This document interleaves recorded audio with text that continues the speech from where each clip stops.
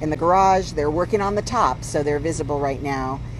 But they are proceeding with all of their might. Like, I can assure you that these fire rescue personnel, the best in the world, the ones that are called upon to come out in crises everywhere, are working as hard as could possibly be. They are so motivated to bring people out safely and restore them to their loved ones.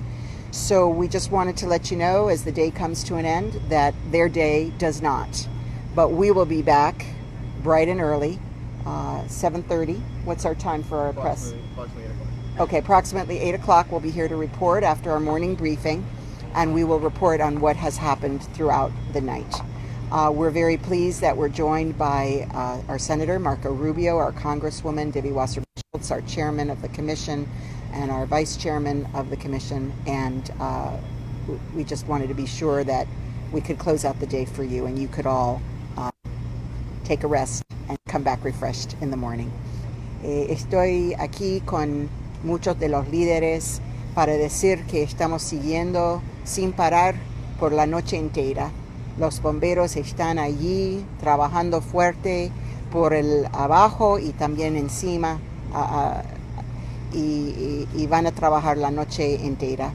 Nosotros vamos a parar de nuestro trabajo aquí, de los políticos y los jefes, para que los que están haciendo el trabajo de verdad seguir adelante, y en la mañana vamos a reportar alrededor de las 8 de la mañana lo que ha pasado en la noche. Las noticias buenas, que ya somos con 102 personas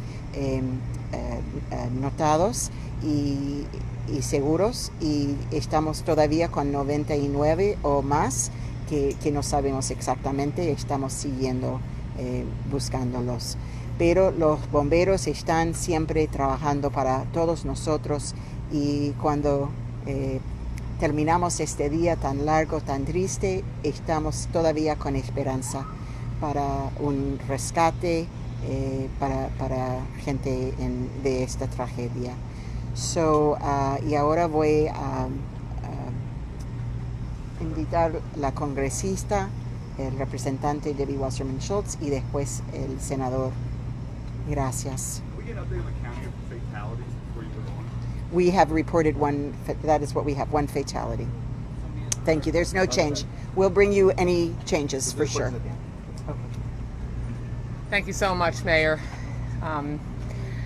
I will tell you, after spending the bulk of the day here, that this is a tragedy without precedent in the United States of America.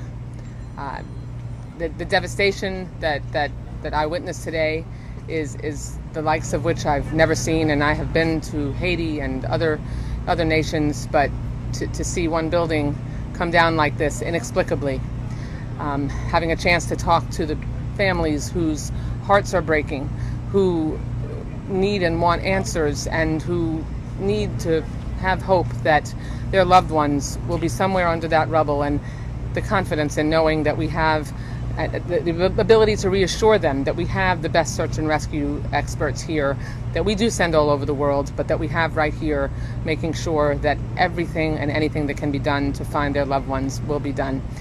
Having a chance to assure them that if myself or Senator Rubio can help them in any way when they need answers, particularly at the federal level, we're going to be right here. This is an all-of-government, all-hands-on-deck approach. Some of the things that I've worked on today include speaking with the White House throughout today, and with also our state emergency management leaders. Now that the request from the governor has gone up and the state emergency declaration has been made, the president has confirmed that the White House will be granting all of the requests. There will be unprecedented resources that will be sent and available to the families in need, to the cities and to the local government for the cleanup costs that are going to be so essential, and then the long haul needs that FEMA provides with housing, funeral services, all of those things. When the request comes up, the federal government is prepared to provide. So we've had really amazing cooperation at that level. And then lastly, I'll just share with you is that, this is an international community. We are the gateway of Latin America. This community in particular has so many Israeli families, and many of them have international family members who are longing for information about their loved ones, and we're working with constituents to help get visas processed quickly so we can get their family members over here to be able to make sure that they can be standing by to get the critical news they're all waiting for. So, and thank you so much to our remarkable first responders. Thank you so much. Well, I can't imagine having someone that I love under the rubble, wanting to believe that they're alive, hoping for a miracle, and the desperation that folks are feeling at this moment. I can't imagine it, and the pain that all we can do is try to help people that are in that situation, and obviously get us answers as well for the future, so something like this never happens again. And I think first, it's already been said. The Congresswoman said it. The mayor said it. I've said it to anyone that will listen.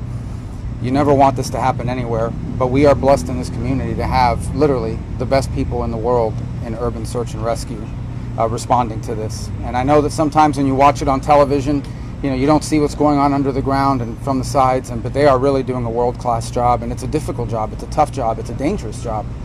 And it's hard to ask for patience at a moment like this, but it really is what we have. I also think it's a moment to speak about this community, about a Red Cross these are all volunteers that responded almost immediately and have put people that needed to be moved into hotels for the next week, about a Publix manager that showed up at 3 a.m. to start donating water and food and has been doing it all day long. And then of course on the government and the Jewish community here that's responded through multiple different organizations that have been coming all day. So it's been a phenomenal community response, which is what we can do for people in a time like this. And it's been a whole of government, as Congresswoman Wasserman-Schultz has said. We have members of the state delegation here, Senator Pizzo and Senator Book and Senator Ileana Garcia. We have members of Congress here. Obviously you have the mayor, county commissioners. And I want to thank the White House and the President, who was very forward-leaning today in saying these resources from the federal government will be made available. And what happens now is the county, who's in the lead, will say this is what we need, that we don't have. And then if the federal government has it, it becomes available to this community now and in the future. So it's a dark and tragic day, but from it we continue to pray for some miracles. And we're inspired by the men and women, the heroes who are out there right now risking their lives, really. To hopefully rescue people. I'll be very brief in Spanish. Es un día terrible para esta comunidad. Yo no puedo imaginarme lo que sería vivir en un momento como este, pero quiero que crean y entiendan que los mejores del mundo en lo que es el rescate en situaciones como esta son los bomberos de este condado. Y le damos las gracias a ellos por lo que están haciendo. También las gracias a la Casa Blanca, al presidente Biden, que ha ofrecido la ayuda federal necesaria que pida el condado, y a esta comunidad por responder de la manera que ha respondido. Como digo, un momento sumamente difícil, pero un momento también que nos da la oportunidad de proveer ayuda, alivio, lo más posible, y unidad. Muchas gracias. Thank you, Senator. Thank you, leaders, for all your great comments. We're going to keep it brief, 2 to 3 questions. Is there any specific? Doug, your question was already answered? One, that's it. Okay. Any other questions? One question over here. La pregunta es en español. I'm going to say it in English, but I'd like to have an answer in Spanish. I know that Mayor Denise Cava said that the firefighters are going to continue working all night. Now, does that mean that it's going to be the morning? Is there going to be a stopping time, or tomorrow at 6 a.m. they'll still be searching for people? It's round the clock, sir. Yes, so we'll continue our operation. So throughout the night, we'll have our Miami-Dade Fire Rescue units as well as. Right, you wanted the answer in Spanish. You can say it in English first. Okay. So yes, we'll be working throughout the night, continue our search and rescue efforts, and then we also will continue throughout the day. So we'll continue through our operational periods of 12 hours and rotating personnel throughout.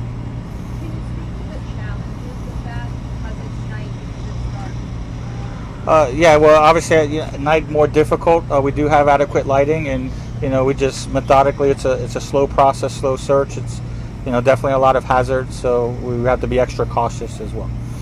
How do you fight against your guys getting disappointed, going for this long, being discouraged, going this long, having not found anything? It's difficult, but it's hope.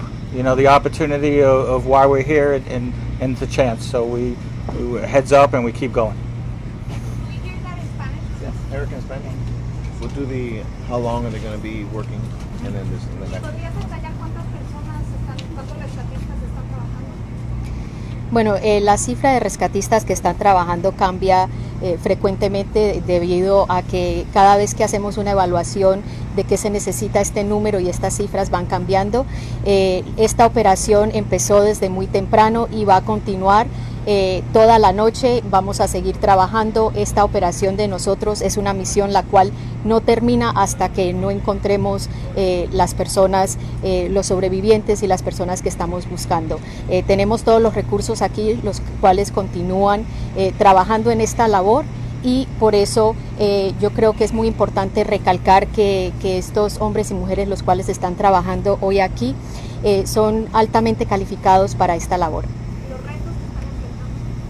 Bueno, muchos de los retos que hemos visto en este momento, vimos que tuvimos mal clima, también tuvimos un incendio, también son las condiciones en las cuales estamos trabajando, son espacios muy pequeños, y entonces todas estas labores se hacen un poco más difíciles debido a estas condiciones.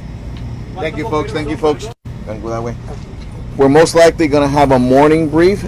Approximately at 8 o'clock. Don't hold us to that, but we're going to try to have a morning brief at 8 a.m. after